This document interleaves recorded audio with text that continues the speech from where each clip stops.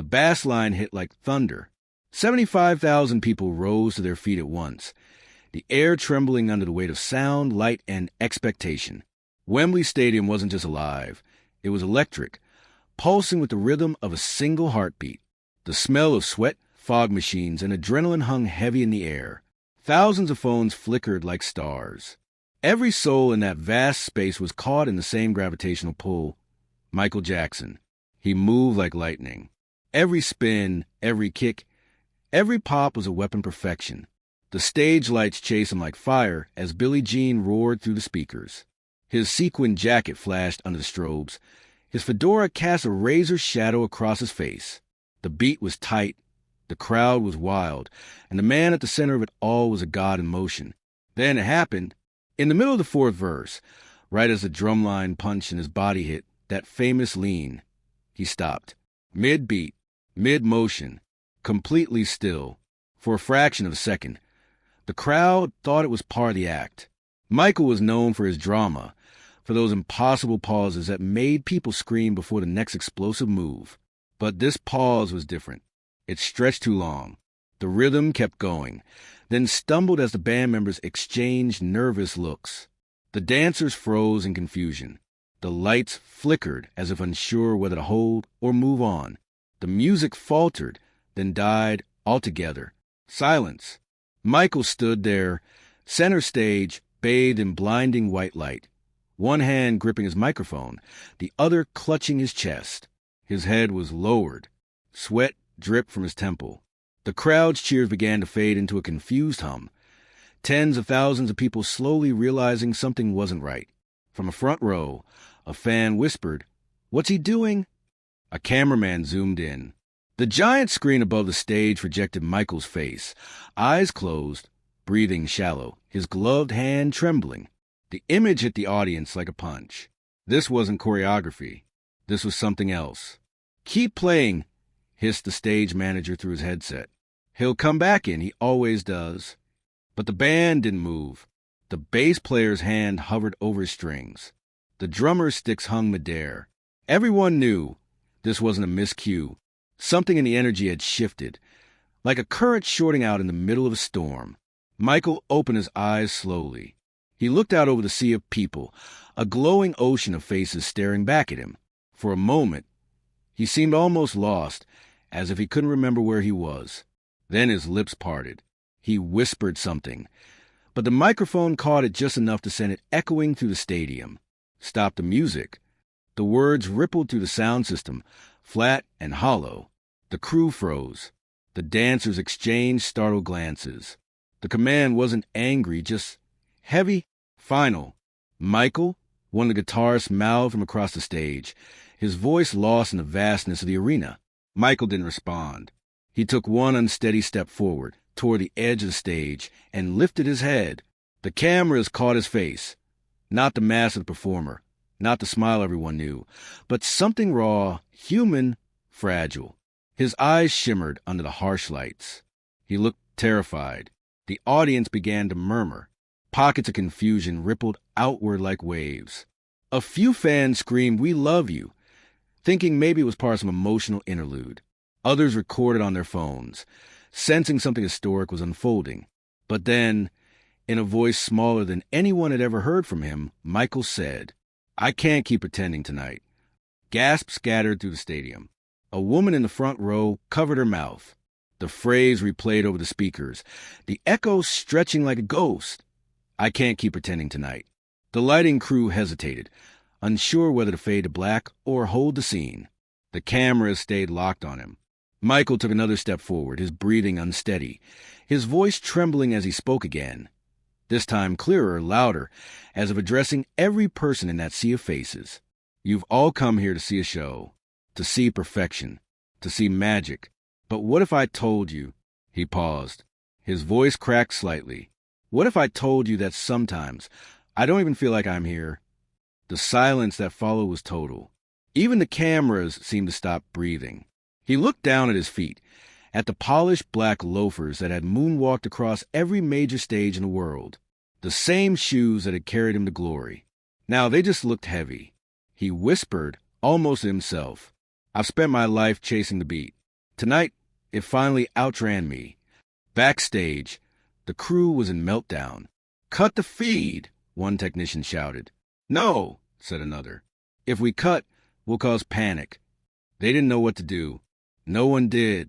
Michael Jackson, the master of every detail, every step, every frame, was improvising something no one had ever seen before. He wasn't breaking down. He was breaking free. On stage, Michael slowly removed his fedora. He held it in his hand, looking at it the way a soldier might look at a weapon after a long war. Then he lifted his gaze again, scanning the crowd, thousands of faces now quiet, almost reverent. He smiled faintly, though there was no joy in it. "You think I'm untouchable," he said softly. "You think I'm not afraid." He paused, swallowing hard. "But I am. I'm afraid all the time." Someone in the audience yelled, "We love you, Michael." He nodded. "I know, but tonight, I just need to stop being the man you love and remember the boy I used to be." The camera zoomed closer, close enough to catch the tear that slipped down his cheek. A murmur ran through the stands. Even from hundreds of feet away, people could feel the shift. This wasn't Michael Jackson, the performer, anymore. This was Michael, the person, and he was standing bare in front of the world. He raised his microphone again, his voice trembling but gaining strength. "For years, I've danced to keep from falling apart. Every beat, every step, every move, it kept me alive. But sometimes you have to stop dancing. You have to let yourself feel." The crowd didn't cheer. They didn't move. They just listened. And for the first time in decades, Michael Jackson, the man who invented perfection, was letting himself be imperfect. Then he did something no one expected. He closed his eyes, took a deep breath, and whispered into the microphone. "You came for the music, but maybe tonight you were meant to hear the silence." He lowered the mic and stood perfectly still again. The lights dimmed. The stadium was utterly silent. 75,000 people holding their breath, as if the entire planet had paused on that single fragile heartbeat. Somewhere in the front rows, a woman whispered to her friend, "He's not breaking down, he's telling us something." She was right, because in that moment, that breath between noise and revelation, the king of pop wasn't performing a song. He was performing the truth. And though the music had stopped, something infinitely greater had begun. If you're enjoying this story, please subscribe to support the channel. The silence felt alive. It pressed down on everyone in the stadium, a living, breathing thing that filled the air heavier than any sound ever could. Cameras zoomed in, catching every flicker of emotion on Michael's face. His chest rose and fell in shallow, uneven breaths. The lights above him burned gold and white, framing him in a glow of something sacred. Not a performer, not an icon, but a man standing before the world stripped of armor. 75,000 people waited, unsure whether to scream or pray. Even the air felt fragile. Then Michael raised the microphone to his lips. "You ever feel like you become something you can't escape?" His voice was soft, almost trembling, but every word cut through the stillness. "I've been dancing since I was 5 years old," he continued. "Every step, every move, every smile, all rehearsed, all perfected. And somewhere along the way, I forgot what silence sounds like." A ripple went through the crowd. Some fans covered their mouths. Others simply stared, their faces wet with tears they couldn't explain. Michael looked down, as if speaking to himself now. "Sometimes I wonder who I am when the lights turn off, when the crowd goes home, when the music stops." He took a step forward. The floor lights followed him automatically, a single spotlight holding him in orbit like a moon that refused to let him go. "Every night I tell myself I'm doing it for love, for you, and I mean that. But tonight I realized I can't keep dancing to hide the pain anymore." He paused, breathing in deeply, the microphone trembling slightly in his hand. "Do you know what it's like to smile for millions while crying when no one's looking?" The words hit like thunder. It wasn't a performance anymore. It was a confession, raw, unfiltered, devastatingly human.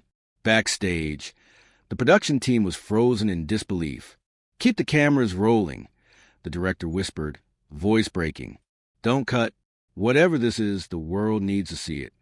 Crew members looked at each other with wide eyes. Some were crying silently, realizing they were witnessing something that would never happen again, not in pop, not in history. Meanwhile, on stage, Michael stood alone. No band, no dancers, no sound but his voice echoing across the open roof of Wembley like a prayer whispered into the night. He lowered the mic, speaking directly to the people in the front rows. All my life I've been told to be the best, to be perfect, to never stop. But what if perfection isn't real? What if it's just another mask? A faint murmur moved through the crowd. Cameras captured fans nodding, others wiping their eyes. Michael looked at them, really looked. For the first time, the barrier between artist and audience dissolved. There was no stage, no divide, just human connection, vibrating in the quiet air. He smiled faintly, though his eyes were still glassy. "When I was a little boy," he said softly, "I used to dance because it made me feel free. Not because people were watching, not because there were cameras, just because it felt like flying." He closed his eyes for a moment, and when he opened them, his voice cracked. "But somewhere between fame and fear, I forgot how to fly." In the crowd, a woman called out, "We love you, Michael." Another shouted, "You're not alone." The voices carried through the stadium, small but powerful. And Michael's lips trembled. "I know," he said, "and that's what keeps me going. You love me, even when I can't love myself." The words hung there, electric. He took a deep breath and looked up toward the farthest seats, the last rows, where people were standing on their chairs just to see him. "You think I'm strong," he said, "but strength isn't what you think it is. Strength isn't dancing when you're happy. It's dancing when your heart is breaking. It's walking back on stage when every part of you wants to disappear." The crowd began to applaud softly, not cheering, not screaming, but a slow, rhythmic clap that spread like a heartbeat. Michael listened. His expression softened. "That's it," he said, smiling faintly. "That's the sound I needed tonight." He looked upward as if searching for something. Maybe the stars, maybe a little piece of peace. The stage lights followed his gaze, scattering golden dust through the smoky air. "I've spent so long trying to make people believe in magic," he said. "But magic isn't the moonwalk or the lights or even the music.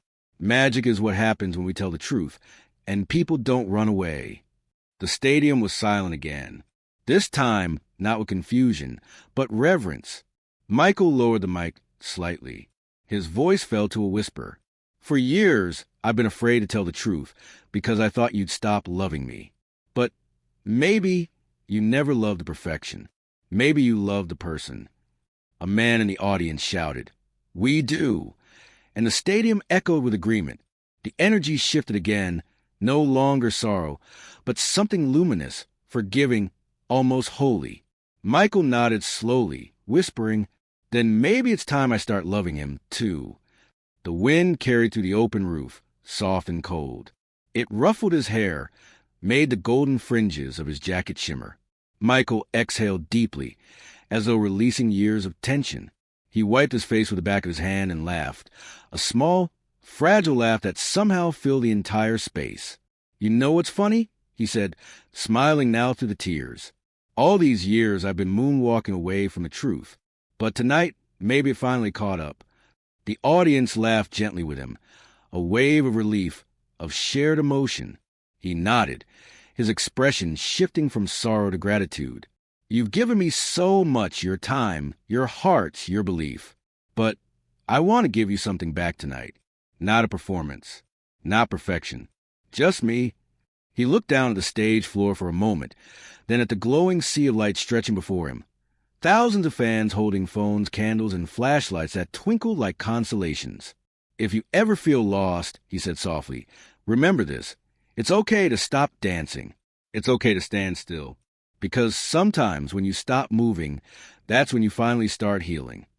A soft breeze moved across the stage, carrying his words into the darkness beyond the stadium. In that moment, Michael didn't look like the king of pop. He looked like someone's brother, someone's son, fragile, human, real. Then, without any cue or command, the audience began to chant, "Michael, Michael, Michael." The chant wasn't fan worship. It was love, support, unity. He closed his eyes, soaking it in. His hand pressed against his heart. "Thank you," he whispered. "Thank you for hearing me." The stage lights dimmed slightly, leaving only one spotlight on him, glowing white and gold, reflecting off the mist that hung in the air like smoke after a fire. He looked up into it, tears glimmering on his cheeks like glass. And then, softly, almost imperceptibly, he said, "Now I remember why I started singing." He turned to the band. They stared at him, waiting. He nodded once. "Let's start again," he said quietly, but this time slower. The drummer wiped his eyes and began a gentle rhythm, just a heartbeat on the snare. The pianist followed. Michael lifted the microphone and began to sing "You Are Not Alone." His voice trembled at first, but then it steadied, blooming into something warm, raw, and transcendent. The crowd joined in, thousands of voices merging into one great human choir. And as the song filled the night air, it wasn't just Michael singing anymore. It was every person who'd ever worn a mask, every person who'd ever been afraid to tell the truth. The silence had broken, but what replaced it was something more powerful than any beat could ever hold. For what felt like forever, Michael just stood there, eyes closed, microphone still pressed to his lips, the final notes of "You Are Not Alone" drifting into the cold Wembley night. The music faded, but the emotion didn't. The crowd was silent. Not the awkward silence of uncertainty, but the reverent hush of shared awe. Every face, every breath in that ocean of humanity seemed to be holding on to the same fragile moment. Even the cameras hesitated to move. Then it began. A single clap, then another, then thousands. Slow, steady like a heartbeat. Thump, thump, thump. It wasn't applause. It wasn't cheering. It was rhythm, raw, human rhythm. The sound of 75,000 people sinking their hearts to his. Michael lifted his head slowly, eyes wet but shining. The rhythm built. The audience wasn't asking him to perform. They were with him. Every clap was a message. "We hear you. We love you. We're still here." He placed a hand over his chest, mouthing the word, "Thank you." Then, almost instinctively, he began to move. Just a small sway at first, a slow step, a roll of the shoulders. No choreography, no perfection. Just motion, just breath. The clapping grew louder, more confident. The crowd began to chant his name in unison, not the frenzied screaming of fans, but grounded, rhythmic chant that sounded more like prayer. "Michael, Michael, Michael." It was a sound of forgiveness, of love, of connection reborn. Backstage, the production team stood in stunned silence, their monitors flickering with the live feed. The director whispered to no one in particular. "He's rewriting the meaning of a concert." The stage manager crossed himself. "No," he said softly. "He's rewriting what it means to be human." On stage, Michael's movements grew stronger. He turned his back to the crowd for a moment, composing himself, and when he turned back, the transformation was complete. Gone was the trembling figure who had confessed his pain. In his place stood a man reborn, not as performer, but as a messenger. He raised the microphone. "I want you to remember this moment," he said, voice steady, full of warmth. "This," he gestured to the crowd, "this is what love sounds like." The crowd erupted in cheers, but they weren't wild. They were purposeful, grounded, joyful. Michael smiled. "You gave me your silence," he said. "Now I want to give you your song." He looked over his shoulder at the band. "Let's do it," he said. A beat of hesitation. Then the soft piano chords of Man in the Mirror filled the air. The crowd gasped, then roared. Michael took a deep breath and began to sing. "I'm going to make a change, for once in my life." The words floated out into the open air, soft but commanding. Every syllable carried weight, the weight of every confession, every tear, every truth he had just laid bare. The sound was imperfect, raw, human, and somehow it was the most beautiful sound Wembley had ever heard. The cameras zoomed in. His eyes were closed, his hands trembling slightly as he clutched the mic. He wasn't performing. He was testifying. By the chorus, the audience joined in. 75,000 voices, singing together, crying together. The lights dimmed, and a slow wave of candles and phone lights spread to the stands like wildfire. The stage became a sea of gold and white. It didn't look like a concert anymore. It looked like a vigil. Michael held the microphone out toward the audience. "Sing it with me," he said, voice cracking. "All of you." The chorus thundered through the night. "If you want to make the world a better place, take a look at yourself and make that change." The sound was enormous, not just volume, but spirit. It rolled over the stage and out into the streets surrounding Wembley, where thousands more fans were listening outside the gates. For the first time in years, Michael wasn't leading the crowd. The crowd was leading him. He laughed softly between verses, shaking his head in disbelief. "You sound beautiful," he whispered, as the song neared its end. He turned toward the band and motioned for them to stop. The instruments faded, leaving only the crowd's voices, echoing, trembling, unstoppable.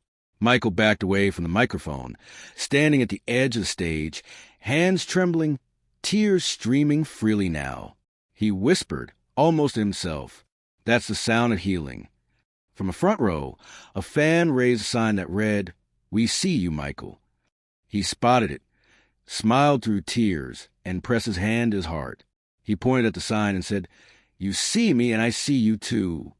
The stadium broke into applause, not wild cheering, but something deeper, the kind of sound you hear at the end of a prayer. He leaned forward and whispered into the microphone again, voice raw, almost inaudible. "I don't want to be perfect anymore. I just want to be real." In that instant, the audience began chanting again, but this time it wasn't his name. It was one single word. "Heal! Heal! Heal!" The chant spread like wildfire. Entire sections of the stadium raised their arms, shouting the word with conviction, tears streaming down their faces. Michael stood there, overwhelmed, shaking his head as if he couldn't believe what he was seeing. He raised both hands and said, "That's it.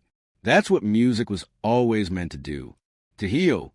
He took a deep breath and whispered, "Let's heal together." Then he motioned the band again, and they began to play her song. The crowd lost it. But this wasn't chaos. It was catharsis. The drums hit like thunder. The guitars roared. The air itself vibrated with emotion as he sang the chorus. "What about us? What about all the peace that you pledged your only son?" He fell to his knees, clutching the microphone with both hands. His voice cracked, broke, and rebuilt itself again, soaring over the music. Fans screamed. Some were crying. Others stood in silence, hands over their hearts. When the final verse ended, he stood slowly, his white shirt soaked through with sweat and tears. He turned to the audience and whispered, "Now you know who I am. Not the king, just a man." The music faded. The lights dimmed.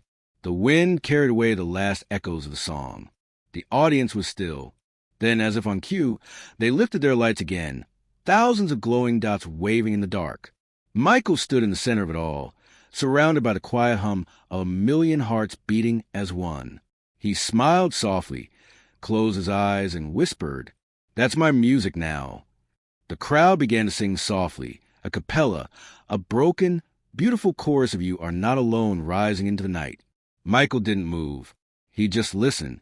And somewhere in that ocean of sound, the man who'd been lost behind fame finally found himself again.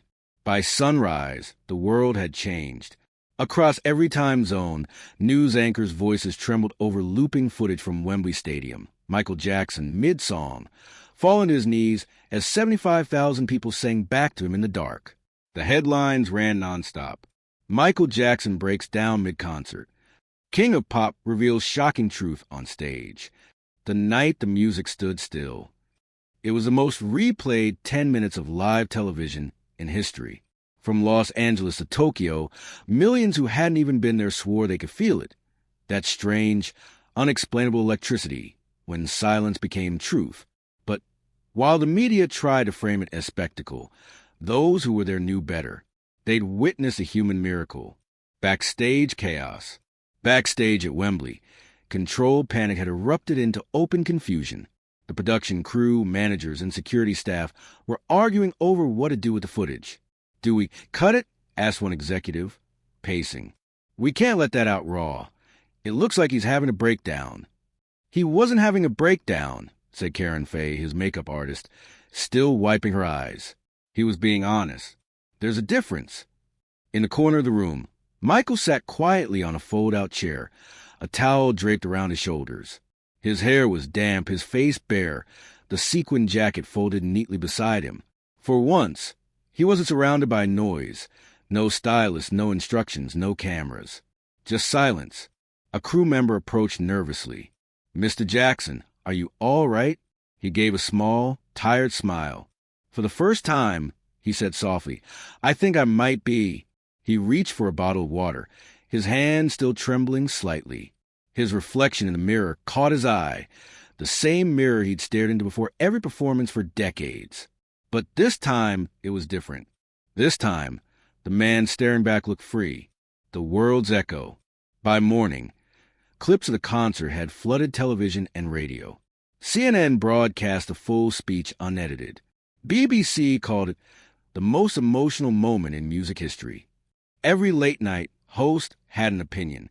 Some praised his vulnerability. Others speculated about his mental health. A few called it a career implosion. But the people, the fans, knew the truth. Thousands of them gathered outside Wembley the next day, leaving flowers, candles, and handwritten letters on the stadium gates. One note read, "You didn't stop the show. You started a new one, the one where we all stop pretending." In Paris, crowds filled the Place de la Concorde, holding signs that said, "We hear you, Michael." In New York, fans lit candles in Times Square. In Tokyo, subway stations blasted Man in the Mirror through public speakers for 3 days straight. The planet had turned itself into a vigil, the press conference. 3 days later, Michael's management forced a press conference at the Dorchester Hotel in London. The world's cameras pointed at a simple wooden podium, waiting for him to appear. But when he did, everything went off script. Gone was the sparkle, the glamour, the mystery. He stepped up in a plain white shirt and black trousers. No makeup, no jewelry, no entourage. The room gasped. He smiled softly, his voice calm, steady. "I've been performing for most of my life," he began. "I've spent years trying to be perfect, trying to give you the magic you deserve. But I realized something important the other night." The room went silent. "You don't need me to be perfect. You just need me to be real." A reporter called out, "Michael, were you having a breakdown on stage?" He shook his head gently. "No, I was having a breakthrough." The answer made headlines across the world. But the words that came next became immortal. "For so long, I thought people loved the performer. But that night, I found out they loved the person. And I think that's the greatest gift anyone could ever give." The room erupted into applause, not from journalists, but from camera operators, lighting crew, even hardened reporters who had covered wars and scandals but had never seen anything like this. That press conference didn't just repair his image. It redefined it, the ripple effect. Over the next few weeks, something unexpected happened. Celebrities began speaking out, not about fame or success, but about fear, pressure, burnout, and mental health. Elton John called the Wembley moment a baptism in honesty. Whitney Houston told Rolling Stone, "That man just gave us permission to stop pretending." Even Prince, who had rarely praised Michael publicly, told a journalist, "That was courage, real courage." Therapists reported surges of people citing Michael's speech as their turning point. Churches held services themed around truth and healing. TV hosts quoted his words nightly. "Sometimes you have to stop dancing to start living." The night that had begun as a crack in the facade perfection became a cultural earthquake, shaking loose the shame that lived inside millions of people who'd been taught to hide their pain. The letters. Within weeks, Michael's team received over 60,000 letters from around the world. Some came from fans, others from complete strangers. One, written by a 14-year-old girl from Brazil, read, "I was going to give up on my life, but then I saw you stop dancing. You made me realize it's okay to stop and feel. You saved me." Another came from a factory worker in Detroit. "I've worn the same fake smile every day for 20 years. That night, you reminded me that honesty is music too." Michael read as many as he could. Sometimes he'd stop halfway through, tears streaming down his face. He started carrying a handful of them with him, folded, worn, kept in his jacket pocket. When asked by his assistant why he did it, he smiled softly and said, "Because they're proof that silence can still make noise." The quiet rebirth. In the months that followed, Michael retreated from the spotlight. No interviews, no flashy appearances, just long walks in nature, quiet studio sessions, and late-night journaling. He began writing a song he would never release publicly. In his notebook, underlined twice, was the title, "The Night I Heard Myself." The lyrics were raw, unfinished. The world was loud, but my soul was quiet, till I stopped the music and heard my heart riot. I thought I'd fall apart, but the truth made me whole. I lost the show and found my soul. The legacy begins. While tabloids obsessed over what they called the Wembley Breakdown, true fans started calling it something else, the Night of Truth. Bootleg recordings spread like wildfire across fan circles. They weren't just listening for entertainment. They were studying it. Every pause, every breath, every tremble in his voice. At universities, music professors began teaching it as an example of performative vulnerability. Psychologists cited it in lectures about the power of authenticity. Spiritual leaders quoted it in sermons about honesty and renewal. The performance that was supposed to be remembered for its perfection was now remembered for its humanity. And quietly, away from cameras, Michael was healing too. The final shot of the act. One evening, months after Wembley, he sat in his home studio, lights dimmed, tape recorder running. He spoke softly into the mic, almost whispering. That night, I didn't forget to dance. I just remembered the reason I started dancing. He paused, inhaled deeply, and said one final line before stopping the recording. The beat stopped and my heart began. He smiled to himself, turned off the recorder, and sat in silence. For once, the silence didn't scare him. It comforted him, because now he understood silence wasn't the absence of music. It was a moment music was finally true. Years later, they would still talk about it, not as a concert, not even as a performance, but as the night the world stood still, the night Michael Jackson stopped the music and the earth learned to listen, the aftermath of a miracle. Wembley became a shrine. Long after the stage had been torn down and the lights dismantled, fans kept returning, leaving flowers, shoes, gloves, candles, and handwritten notes that read, "Thank you for stopping," or "You gave us permission to breathe." Every year, on the anniversary of that night, thousands would gather outside the gates. No speakers, no sound systems, no impersonators. Just silence. For 2 minutes, they would all stand together, still, heads bowed, eyes closed, remembering the man who turned silence into song. And then, as if guided by instinct, someone would begin clapping. Slowly, softly. Thump, thump. Soon, the entire crowd would join in. It became known as the Heartbeat Tribute, a ritual of love, a rhythm that said everything words could not. The documentary. When the documentary, The Night the Music Stopped, premiered years later, critics were stunned. It wasn't a concert film. It was a confession on film. It opened not with music, but with silence. A single spotlight on an empty stage. The faint sound of a crowd breathing. Then Michael's voice, recorded later in his home studio, whispering. That night wasn't an ending. It was a beginning. The music didn't die. It evolved. The footage cut to Wembley, that iconic moment where he stood frozen mid-dance, the stadium holding its breath. But now, layered beneath it was his reflection. When I stopped moving, I finally heard what my heart had been trying to say all along. The documentary didn't just trend, it detonated. Billboards called it a spiritual experience. Time magazine wrote, "The king of pop reminded us that silence can be louder than any beat." Religious leaders called it an act of divine surrender. Therapists called it a masterclass in emotional courage. And young artists, the next generation, began to speak about it as if it were scripture. The ripple across generations. Years passed. Music changed. But every performer, every pop star, every dancer, every child with a dream, carried a piece of that night inside them. Beyoncé called it the moment the veil dropped. Ed Sheeran once said in an interview, he didn't just stop dancing, He stopped time. That's when I realized music isn't sound. It's truth. Adele, who was 10 years old when she watched it on TV, said years later, "That night taught me it's okay to cry on stage." Even rock bands and rappers who had once mocked began to speak of Wembley with reverence. Jay-Z said it best. He didn't break down. He broke through. The unfinished song. When Michael passed away years later, his family discovered a single recording on an old tape label in his handwriting. The broken beat. No instruments. No production. Just his voice and the faint tap of a single metronome. A heartbeat-like pulse. Sometimes the music stops, and you forget the words. But in that stillness, you remember who you are. Those 4 lines, just 40 seconds of sound, became his final message. When it was released posthumously, fans wept.